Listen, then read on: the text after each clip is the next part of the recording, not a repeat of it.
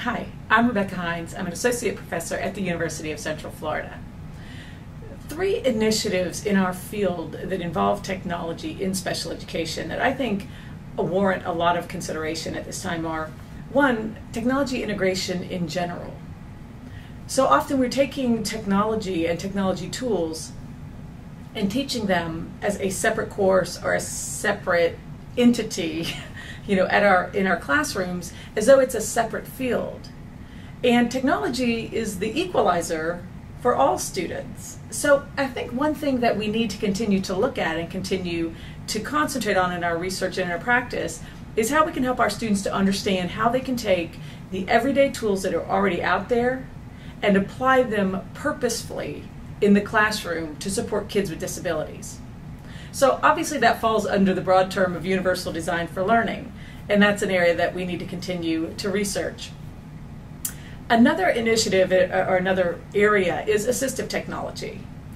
So many times school districts and schools that I've had the opportunity to work with have spent so much money on devices for specific kids that are very high-ticket items, especially things like communication devices, other kinds of switch toys, etc. And now with iPads and other kind of tablet computers, we can do so many of those things for a much less expensive cost. The problem is our teachers in the schools and the other support personnel don't necessarily know all of the features and things that are out there. So I think the more we can put handheld devices in the hands of future special educators and encourage them to look at how those devices can support specific kids with specific types of needs, I think we can save our schools and districts a lot of money. I think that a third area that has a lot of potential and is particular interest to me is the idea of a virtual coaching, bug in ear, covert audio coaching, whatever you'd like to call it.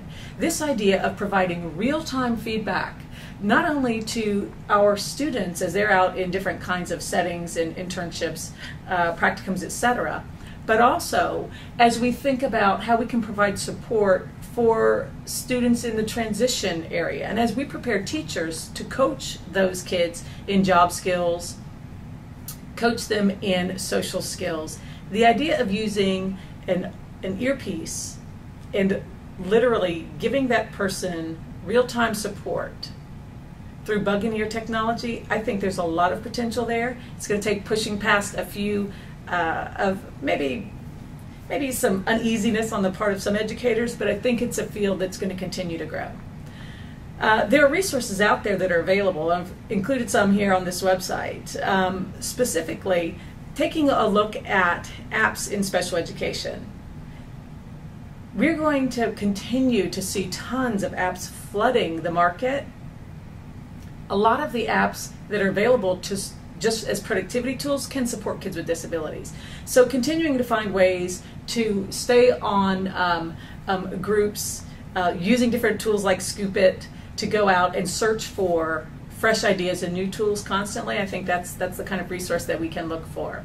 I also think that the Accessible Instructional Materials website, AIM, they have a whole tool for helping to determine what type of devices that a student might need and what kind of support materials are out there. So there's a lot of good resources in places like that. And of course the Council for Exceptional Children increasingly focuses on making sure that in its Smart Briefs and its CEC Today that they have articles that help support teachers as they look for new tools to support kids. My recommendations to my colleagues in the field are simply to, number one, remember to encourage our students to not think about specific technology tools, but to think about the process in which they use and apply those tools. So it's not about knowing how to use a program like Dragon Dictation right now. So Dragon Dictate, you can download onto a smartphone or onto an iPod Touch or an iPad. And it's a great tool for students with LD, for example, to use because they can dictate and have the voice recognition, type it up. Student can send it to the teacher via email. The problem is that particular program may or may not be the one that's being used 3 years from now.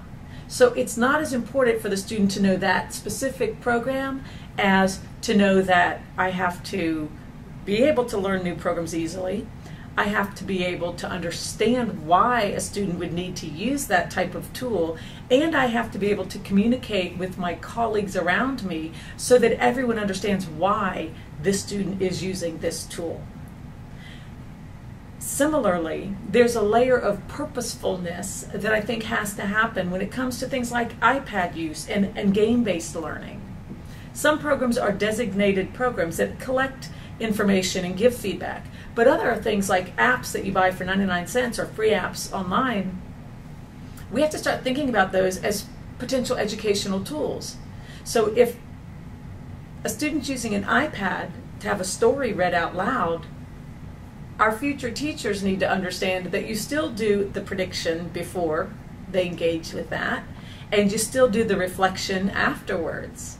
So they have to understand the process, and they have to know that that technology is just a piece of the puzzle, but it's our teachers, who make it into a learning event. I thank the Council for Exceptional Children Teacher Education Division for allowing me the opportunity to be a featured scholar.